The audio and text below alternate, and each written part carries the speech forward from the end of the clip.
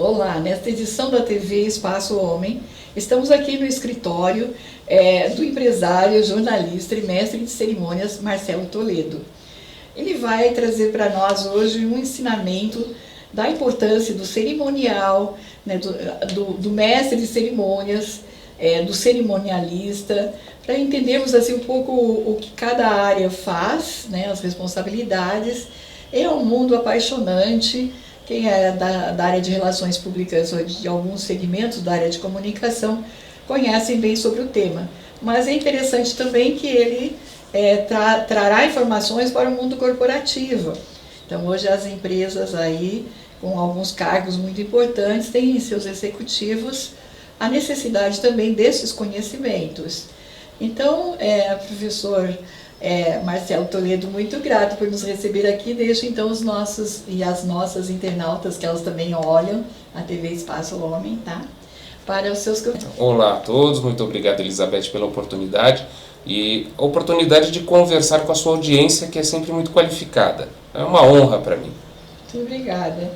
Então, o senhor é jornalista e pós-graduado em comunicação empresarial. Por que efetivamente optou para atuar como mestre de cerimônias, né? O que foi que o encaminhou para esse segmento? A motivação, quais são os cursos que tenha feito de aperfeiçoamento no Brasil, fora? O que o senhor tem a comentar para nós da sua formação inicialmente, atuação profissional? Elizabeth, como você bem disse, eu sou jornalista e a minha primeira oportunidade como mestre de cerimônias foi no susto. Eu trabalhava em uma empresa de eventos, isto foi em 2004, nós estávamos no Rio de Janeiro, era um evento anual, já era a quarta ou quinta edição, um evento grande, e era um evento do setor de energia. Por uma questão diplomática, em todas as edições, o Ministério de Minas e Energia era convidado, mas nunca compareceram, eles eram convidados para a abertura solene do evento.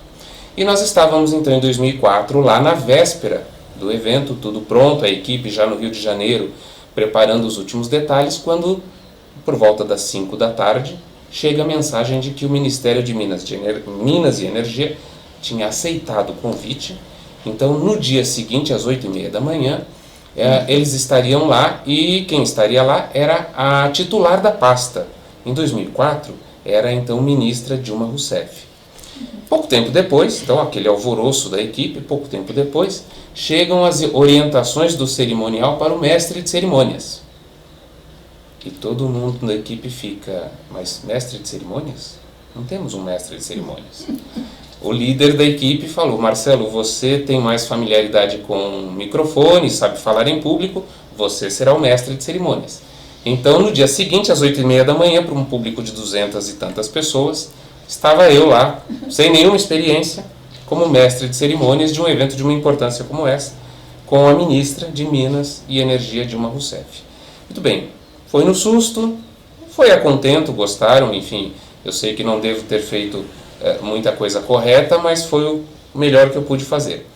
Dali em diante, eu gostei da experiência, gostaram da minha atuação e eu comecei a procurar estudar a respeito, fazer alguns cursos, procurar me aprofundar, entender o que é que um mestre de cerimônias efetivamente faz, o que é que ele não faz, porque existem limitações, nós vamos conversar a respeito disso depois, mas principalmente como é que eu poderia melhorar a minha atuação. Então, são 15 anos, já desde 2004, são 15 anos trabalhando como mestre de cerimônias. É importante essa sua observação, porque não há dentro das faculdades, digamos assim, até mesmo que fosse uma extensão universitária, né, que fosse preparando as pessoas também para o mercado de alguma forma, nesses segmentos, né, na diferença do cerimonial, né, o cerimonialista, o mestre de cerimônias. E vai ser muito útil, eu creio, essa abordagem aqui pela experiência que o senhor tem, viu? Então, vamos pensar assim, quais são as responsabilidades de um mestre de cerimônias durante um evento? Aí o senhor poderia dizer para nós, assim, por exemplo, um evento muito oficial, um evento corporativo, um evento internacional, assim, com autoridades internacionais, quais que seriam essas diferenças? Claro. Bom, primeiro vamos distinguir aqui a atuação do cerimonialista e a atuação do mestre de cerimônias. O cerimonialista normalmente é um profissional com formação em relações públicas que faz, digamos de uma maneira bastante simplista, o roteiro do evento. Determina os procedimentos do cerimonial e, no caso de um evento público, ele segue uma legislação específica. Existe um decreto, existe uma lei que determinam a ordem de precedência, que determinam as normas do cerimonial público. Então, o cerimonialista, num evento público, tem que seguir aquilo. O cerimonial de um evento público ele é bastante rígido, ele não tem espaço para adaptações, ele não tem espaço para improviso. Já o mestre de cerimônias, ele dá o tom, ele concretiza aquilo que foi planejado pelo cerimonialista. Ele é o locutor. É ele que então faz as apresentações, que faz as introduções e que conduz de uma certa forma, com a formalidade necessária, a cerimônia. Isto no âmbito público. No âmbito privado, o que nós podemos dizer é que não existem regras, não existe uma legislação. Mas, tanto o cerimonialista como o mestre de cerimônias, no âmbito privado, eles devem seguir o interesse do organizador do evento. Então, o cerimonialista, quando trabalha para a iniciativa privada, vai organizar um roteiro que corresponda às expectativas do organizador, e o mestre de cerimônias também vai atuar no sentido de transmitir à plateia aquilo que o organizador do evento realmente deseja. Então, seria mais ou menos esta a divisão de responsabilidades. Depois eu vou até perguntar sobre rituais religiosos, mas eu gostaria, na continuidade do que o senhor está dizendo, a respeito dos eventos oficiais, né? Então nós temos a presença de representantes de governos, né, as autoridades instituídas, muitas vezes até também representantes de áreas, digamos assim, sindicalistas e tal, que ali também está representando uma categoria, não é? E temos aí algumas divergências de postura, não é? Até mesmo assim, quando tem alguém que é das Forças Armadas ou da polícia, tanto civil quanto a militar, se tem presença, por exemplo, de parlamentares, né, os chefes de Estado, ministros, como o senhor está falando.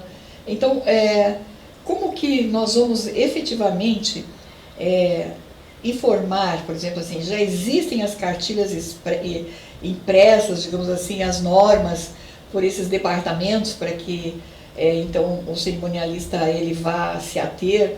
Existem leis, não é, obrigam praticamente a ser assim, a presença da bandeira, a execução do hino nacional, cantado, orquestrado, enfim. Aí nós temos o cerimonialista e qual é o papel do mestre de cerimônias neste...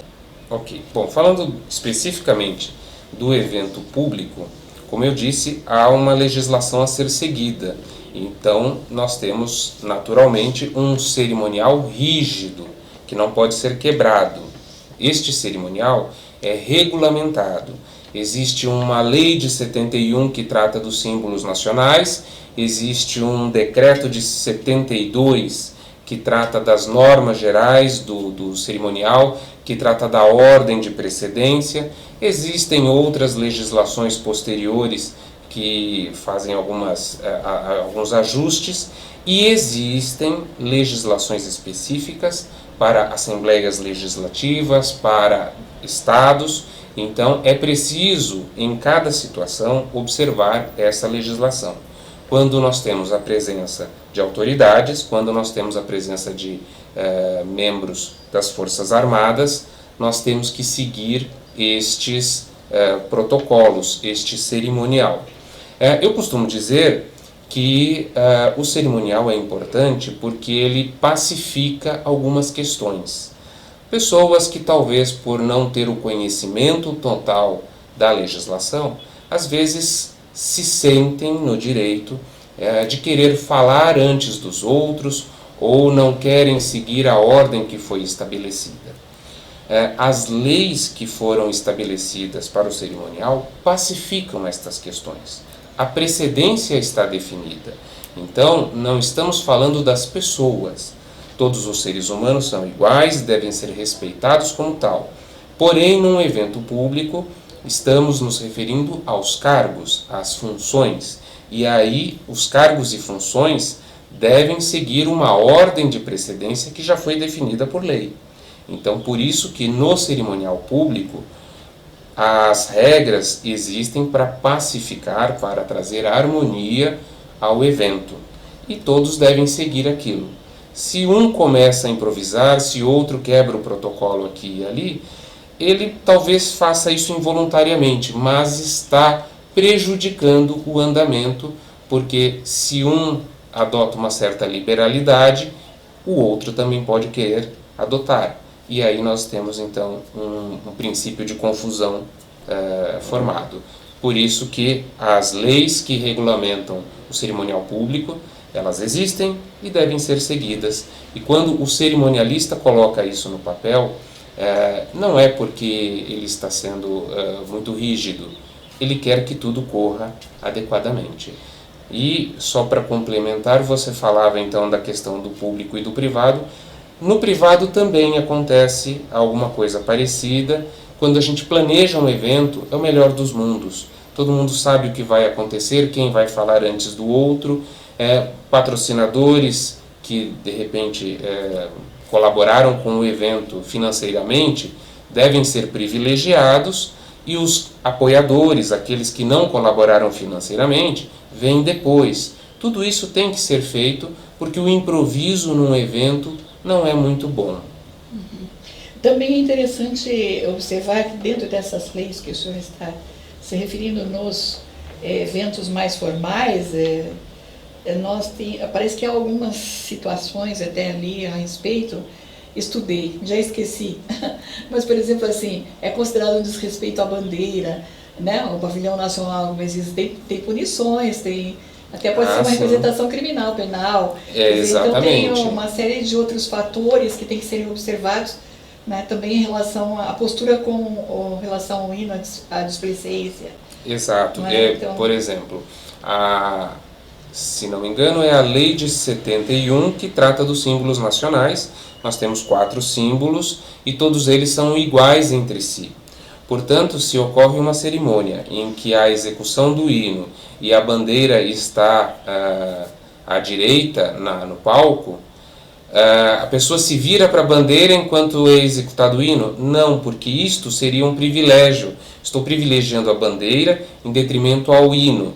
Eles são símbolos nacionais do mesmo nível. Então isto não pode acontecer. Isto é uma quebra de protocolo, é uma posição inadequada. Quando eu faço eventos, a frase que nós usamos é a seguinte: nós pedimos às pessoas que assumam uma posição de respeito para a execução do hino nacional.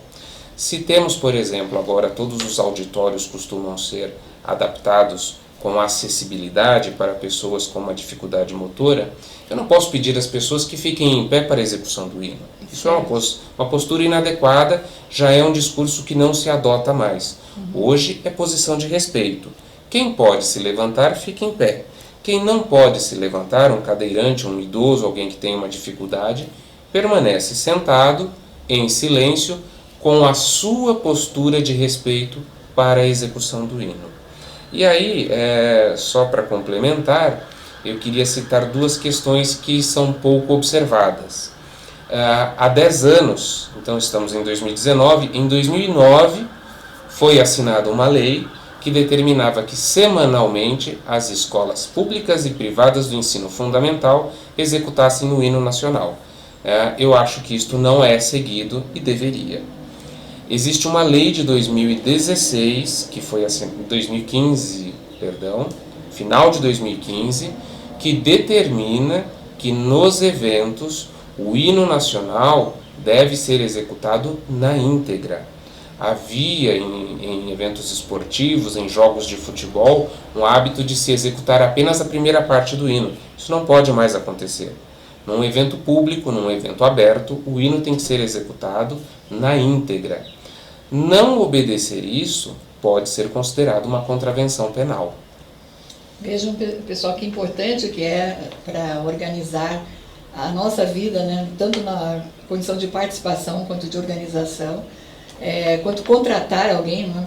Por exemplo, de um especialista, de ter, por exemplo, pessoas, funcionários públicos, servidores que fazem parte, às vezes, do quadro funcional e que estariam responsabilizados por certas condições, né, da cerimônia, e o que pode acontecer, né, de erros, e principalmente a punição, né, que talvez eu acho que nunca as pessoas escutaram, poderiam ser punidos. Eu gostaria de acrescentar, Elizabeth, que além da punição, da questão prevista em lei, nós temos que observar o dano à imagem.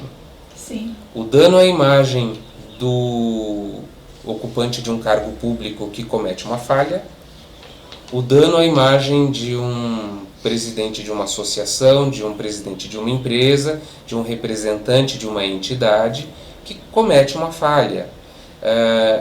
Ele não está prejudicando apenas a si, ele está prejudicando a entidade, a associação, o cargo que ele ocupa, é a figura institucional.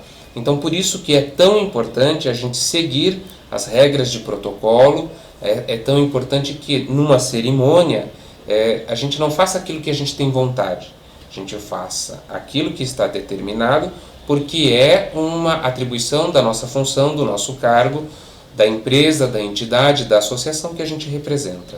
É interessante também colocar assim que essa parte de cerimonial, né, como você está dizendo, com a presença, com a representatividade de execução de toda a cerimônia pelos cerimonialistas, são quando há as autoridades, quando há a representação, vamos supor, do governo, das Forças Armadas. Existem alguns eventos, como o senhor disse há pouco, que será com a presença do ministro ou da ministra, mas um exemplo, por exemplo, um evento corporativo, que venha um deputado para prestigiar, vamos supor assim, um evento, ele não teria que ter a mesma formalidade ou pode ser já de uma forma mais light, mas não obrigatoriamente formal? Ele vai ter que se anunciar antes, esperar para ter... Sempre que um evento recebe um representante do governo, é preciso que o cerimonial oficial, o cerimonial público, seja seguido. Eu vou lhes dar um exemplo prático. Agora, em novembro, eu participei como mestre de cerimônias de um evento privado. Um evento que recebeu o ministro do Turismo e recebeu o secretário de Turismo do Estado de São Paulo.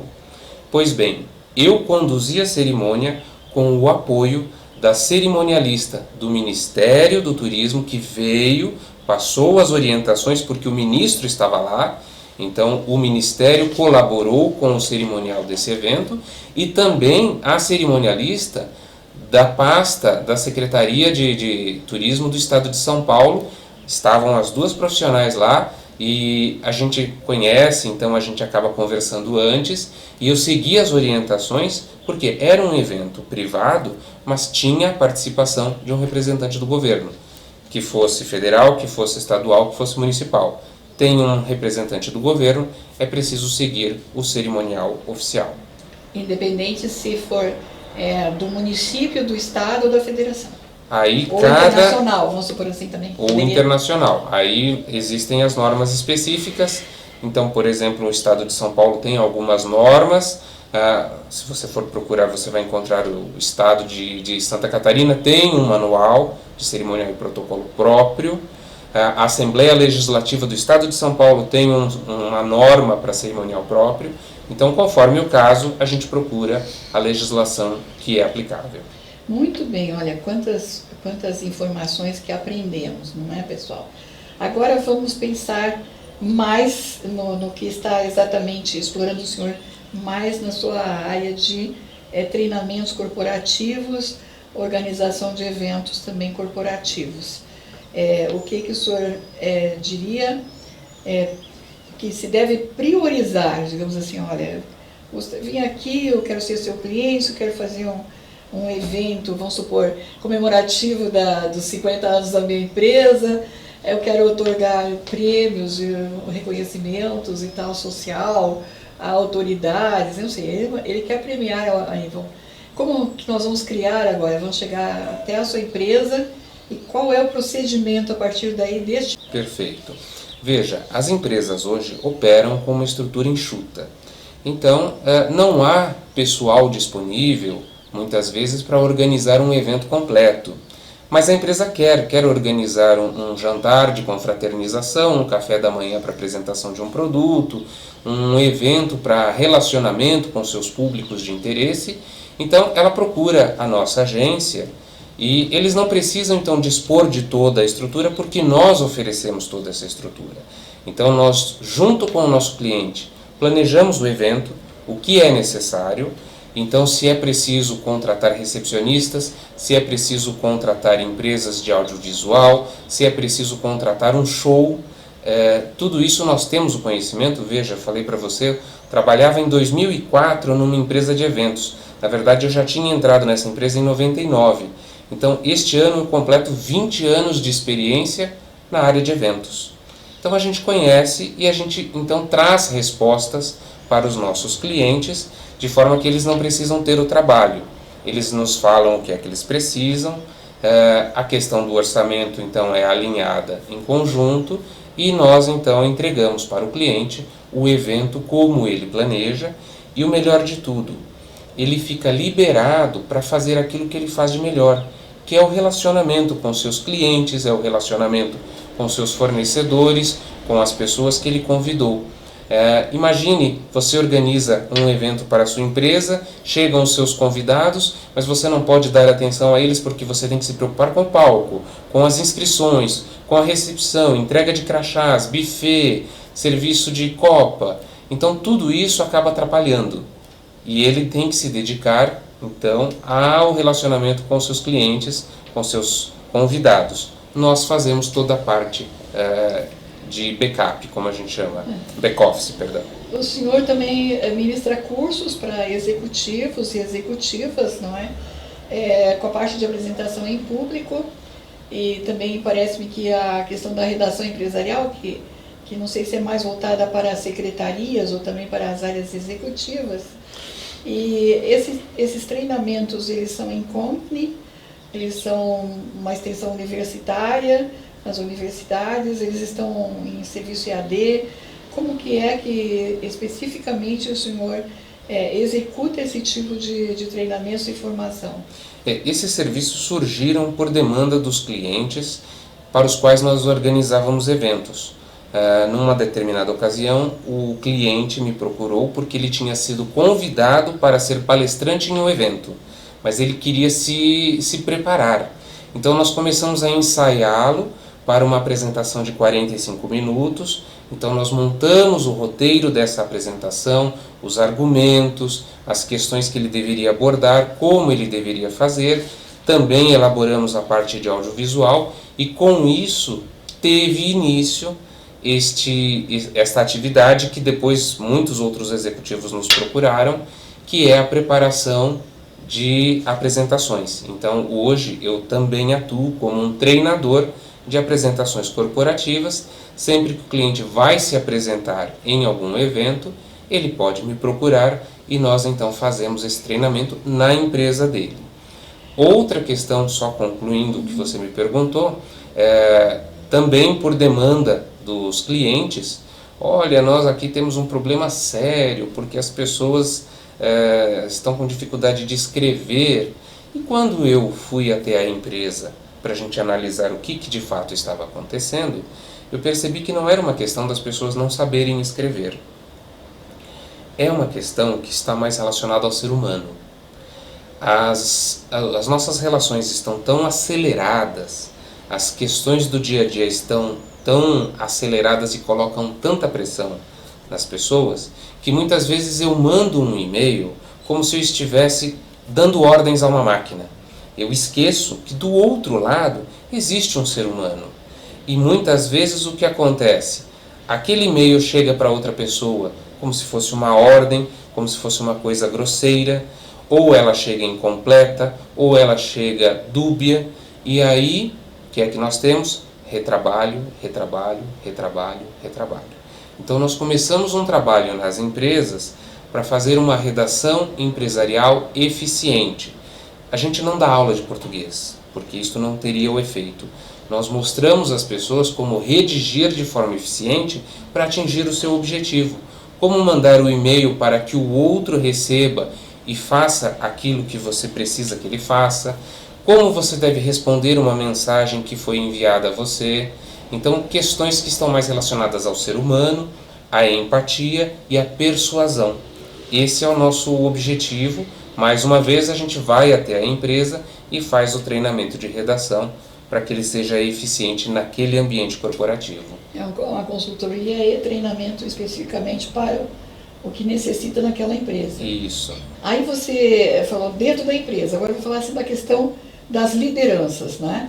É muito bem exposto da sua parte a relação interpessoal via, né, a redação.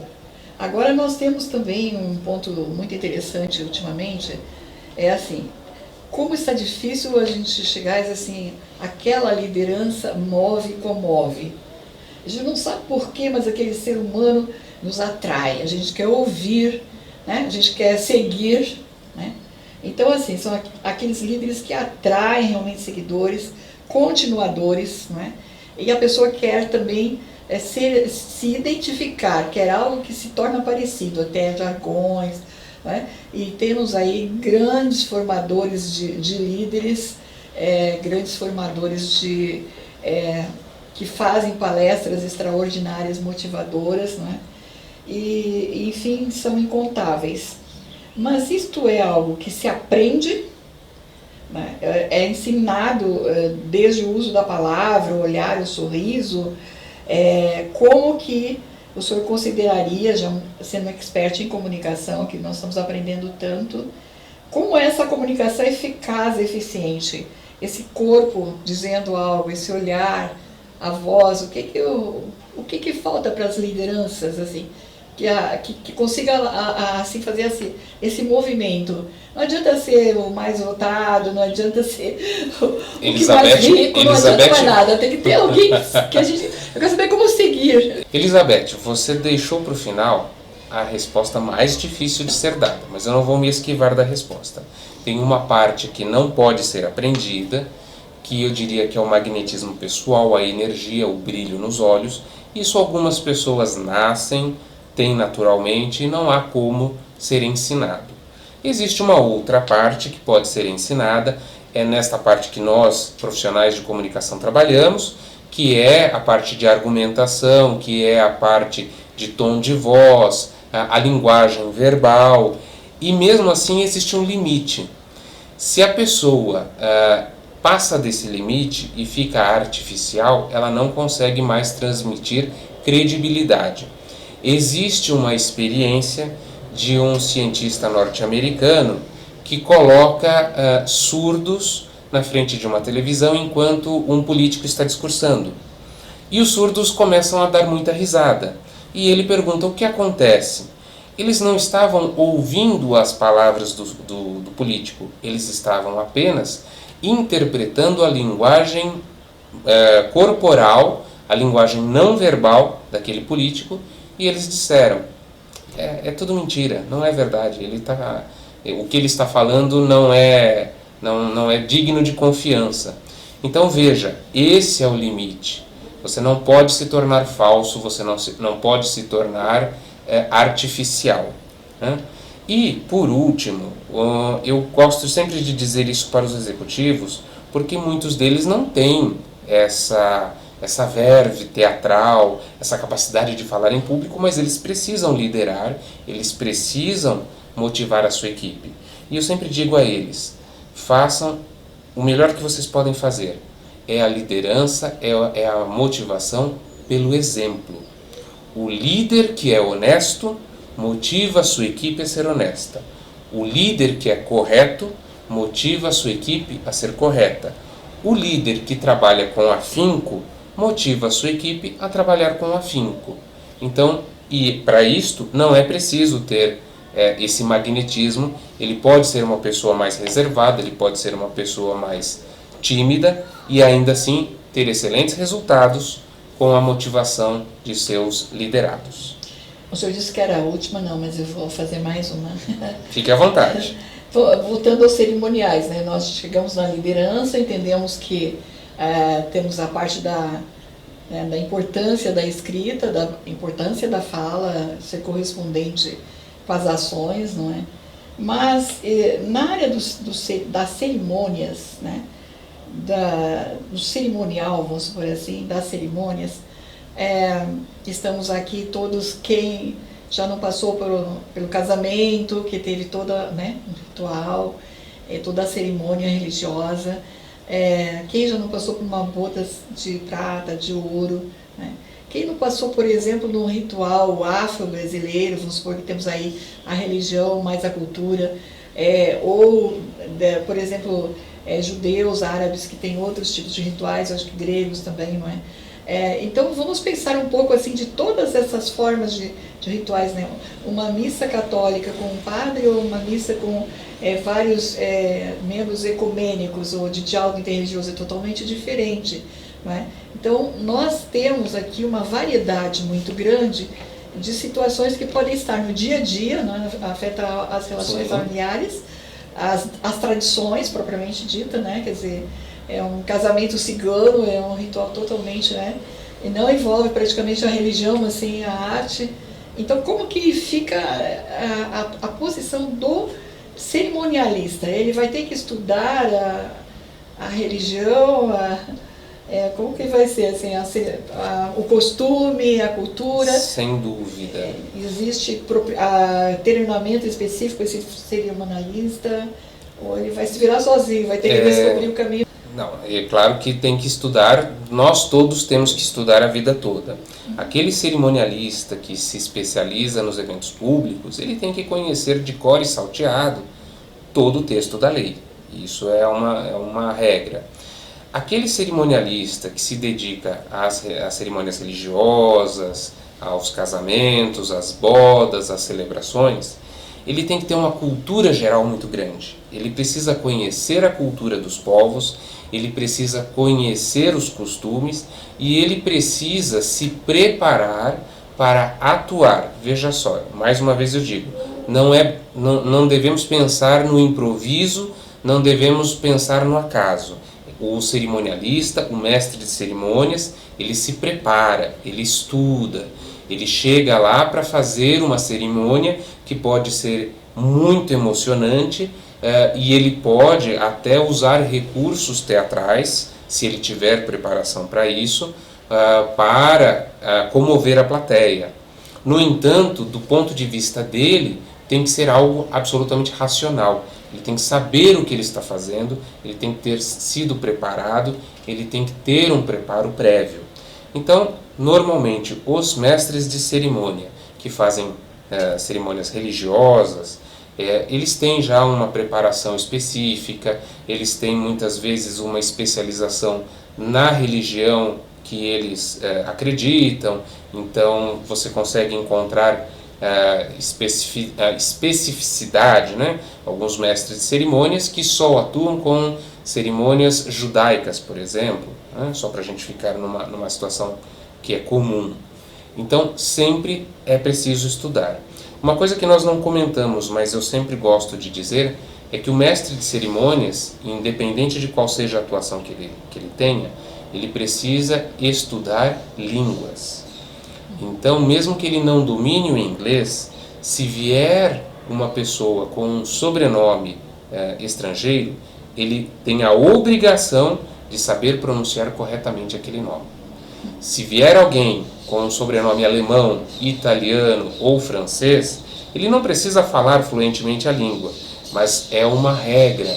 O mestre de cerimônias tem que saber pronunciar corretamente aquela palavra, aquele sobrenome. Se é o nome de uma instituição, se é o nome de uma empresa, isso tudo tem que ser feito previamente, então faz parte das responsabilidades do mestre de cerimônias, do seu preparo prévio para atuar num determinado evento.